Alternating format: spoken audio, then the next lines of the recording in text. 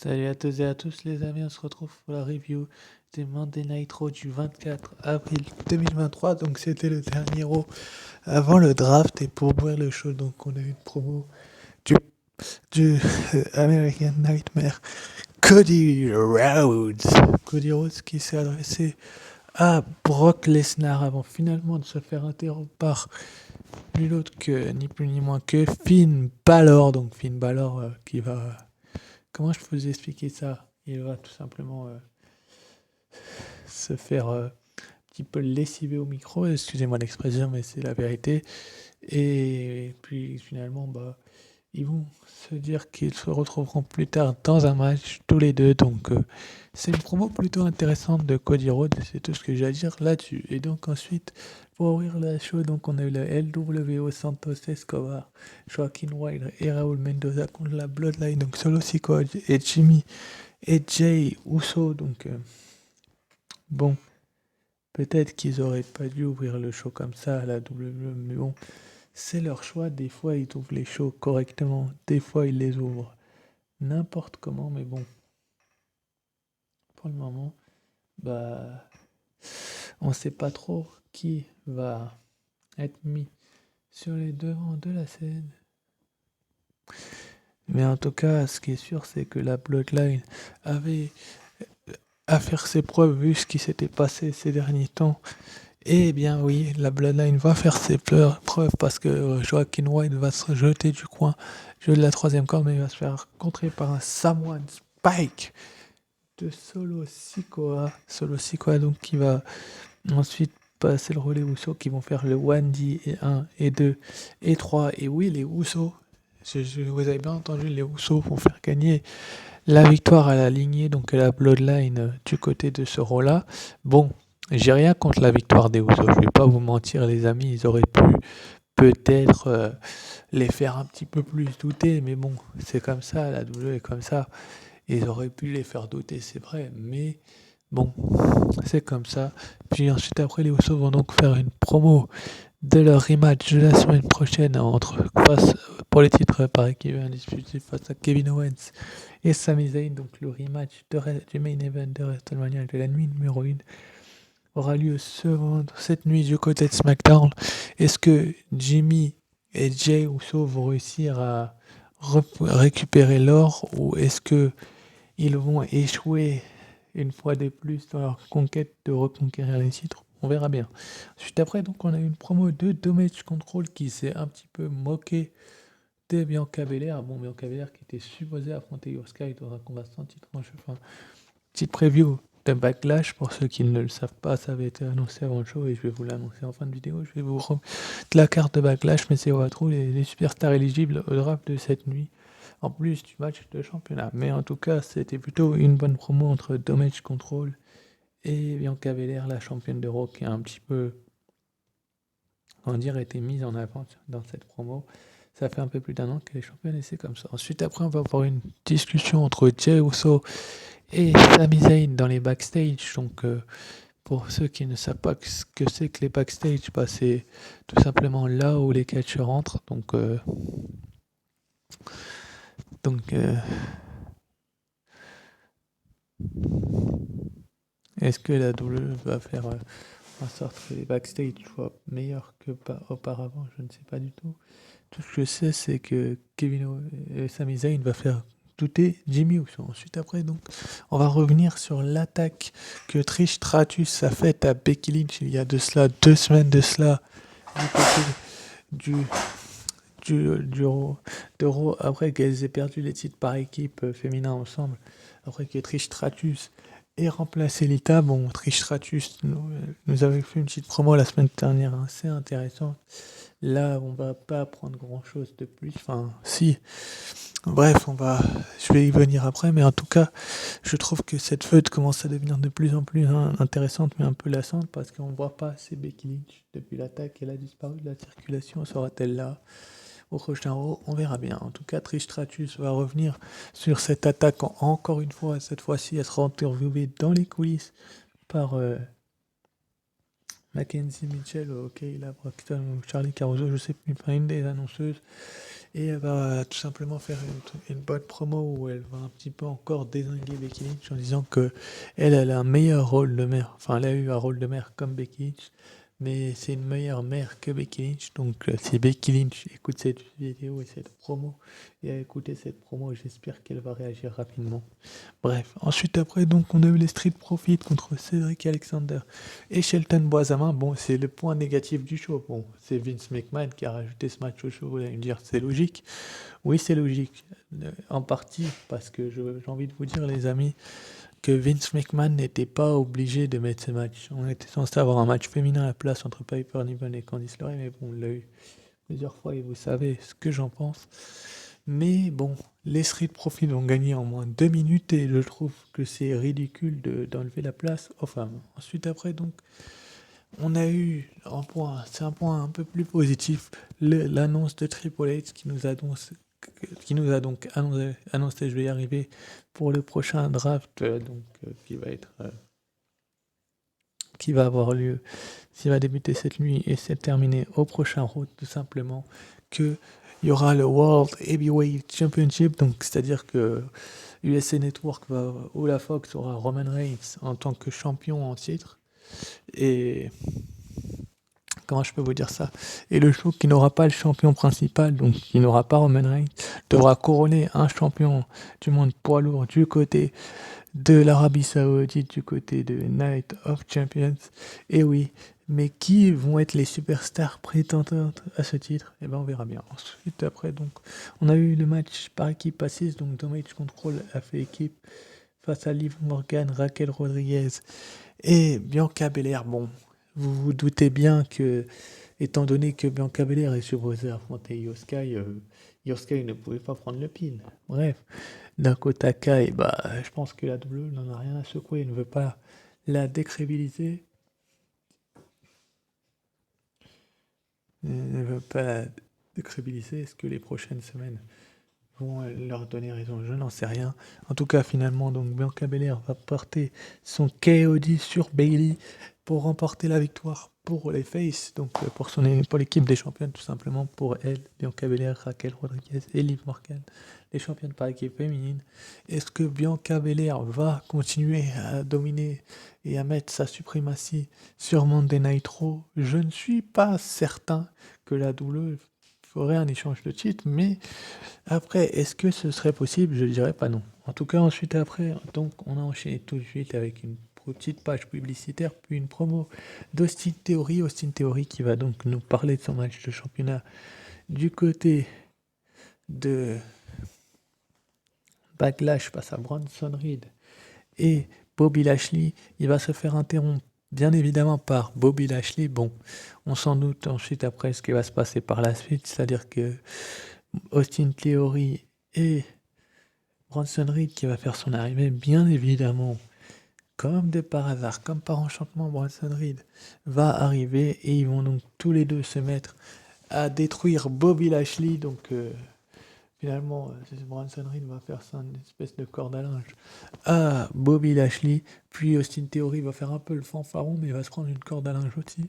Et il va se prendre à son tour un tsunami. Donc la tsunami, c'est l'espèce de splash de Bronson Reed que la WWE appelle ça le tsunami en plein centre du ring. Et donc, on va avoir ensuite comment dire, un Austin Theory et un Bobby Lashley au tapis. C'est pas tout à fait logique. Il y a un Bronson Reed qui va lever le titre des États-Unis, comme vous pouvez le voir sur cette image. Est-ce que Bronson Reed mérite réellement le titre des États-Unis, les amis? Bon, ils ont été à plusieurs pour l'éliminer du côté de l'Elimination Chamber match masculin de cette année, mais est-ce qu'il a vraiment besoin de ce titre, Bronson Reed, ou est-ce que c'est juste le fait que la WWE soit un petit peu bornée sur les bords, qu'elle fait un peu n'importe quoi? En tout cas, Bronson Reed, lui, ne fait pas n'importe quoi, il détruit ses adversaires, tout simplement. Ensuite, après, donc, on a eu encore un match qui servait à rien. Est-ce que c'est la décision de Vince McMahon? Je n'en sais rien du tout. En tout cas, c'était le match entre Mustafa Ali et Chad Gable. Les deux ont un énorme potentiel, je vais pas vous mentir les amis, et on fait gagner Mustafa Ali par un roll-up. Non mais oh, non mais les amis, au bout d'un moment, je veux bien 2 minutes, ça va 2 minutes, mais pourquoi tu fais gagner Mustafa Ali via un roll-up? Faut m'expliquer. Enfin bref, on s'en bat un peu les couilles et j'ai un peu rien à dire sur ce match. Enfin, on s'en fiche un petit peu. Ensuite, après, donc, on a eu Jey Uso qui a été voir Sami Zayn et qui lui a fait la morale vis-à-vis de sa promo envers son frère Jimmy Uso. Est-ce que il lui a dit tout simplement, si tu perds avec Kevin Owens, est-ce qu'il va te trahir comme il l'a fait à chaque fois qu'il perdait, à chaque fois qu'il t'a trahi? Est-ce qu'il va te faire un powerbomb sur le tablier? Est-ce que t'es prêt, Sami? Qu'est-ce que tu vas faire, hein, si tu perds? Et du coup, bah, Sami Zayn va être un peu pensif. On a l'impression que Sami Zayn ne sait pas trop où, quel côté aller, on ne sait pas vraiment. Mais en tout cas, c'est une bonne chose. Ensuite, après, donc, on a enchaîné avec bah, le match que je vous ai annoncé donc, en début de vidéo. Cody Rhodes face à Finn Balor, qui de l'American Nightmare et du Prince du Judgment Day, le leader tout simplement, a pris le meilleur. Il faut savoir que le draft est peut-être l'un des meilleurs moments pour savoir qui peut prendre le meilleur, mais bon, lequel des deux a réussi à prendre le meilleur? Je ne sais pas du tout.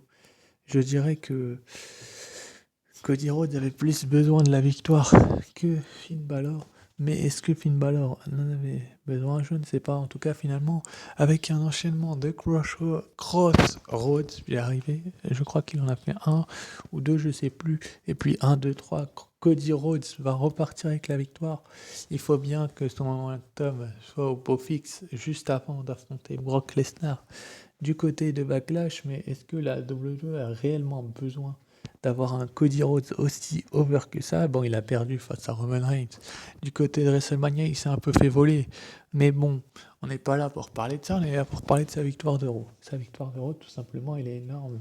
Parce que ce mec-là a été détruit le lendemain de WrestleMania. Et puis il arrive à enchaîner les victoires. Bon, c'est vrai que Finn Balor n'est plus le Finn Balor qu'on avait dans le temps. Mais bon, c'est comme ça. C'était quand même une bonne victoire et forcément que c'est positif. Ensuite, après, donc, on a eu un segment entre Seth freaking Rollins et Omos. Donc, Omos qui a interrompu Seth freaking Rollins alors qu'il parlait du nouveau World Heavyweight Championship qui a été donc annoncé par Triple H lors du show. Est-ce que The King of King, Triple H,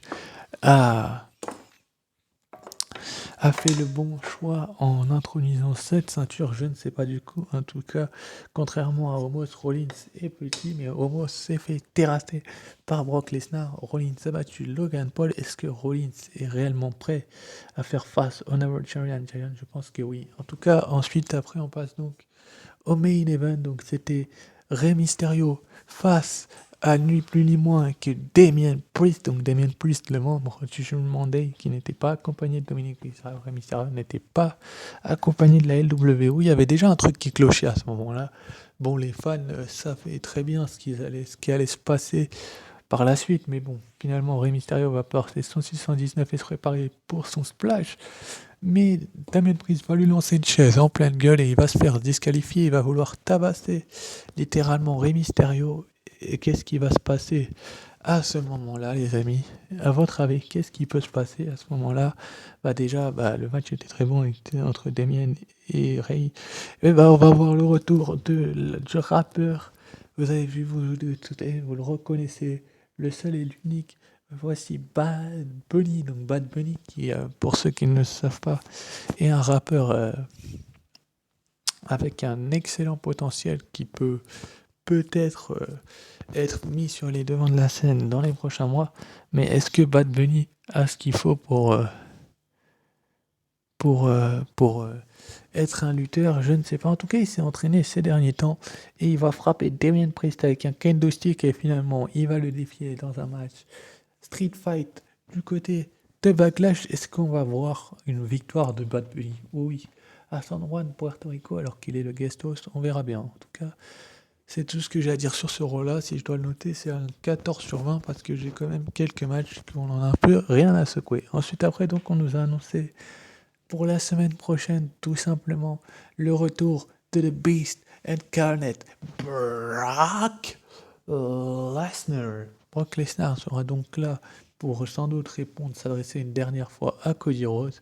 Et voilà, et donc ça, c'est les superstars éligibles pour le draft de ce soir du côté SmackDown. Donc on a Becky Lynch, Bianca Belair, Bobby Lashley, Candice LeRae, Chelsea Green, Sonya Deville, Cody Rhodes, Damage Control, Dexter Lumis, Dolph Ziggler, Drew McIntyre, Edge Jitro, Imperium, Les Evans, Matt Riddle, Maximum El Model, Mustafa Ali, Natalia Omo, Shinsuke Nakamura, la Bloodline, donc Roman Reigns, Solo Sikoa, le Miz, Leo C, AJ Styles, le Carl Anderson, Mitchell, les Street Profits, les Viking Raiders, Eric et Ivar, et des superstars sélectionnés de la NXT. Donc on va avoir, je pense, des noms qui vont changer de show, et c'est plutôt une bonne chose. Et donc pour le prochain Raw qui a été annoncé, donc pour pouvoir être drafté, Akira Tozawa, l'Alpha Academy Otis, Chad Gable, Asuka, Austin Theory, le champion des États-Unis, Baron Corbin, Braun Strowman et Ricochet, Brock Lesnar, Bronson Reed, Cedric Alexander, Shelton Benjamin, Charlotte Flair, Dana Brooke, Elias, Emma, Johnny Gargano, le Jugement Day, Karrion Kross, Kevin Owens, Sami Zayn, LA Knight, Liv Morgan, Raquel Rodriguez, Los Lotarios,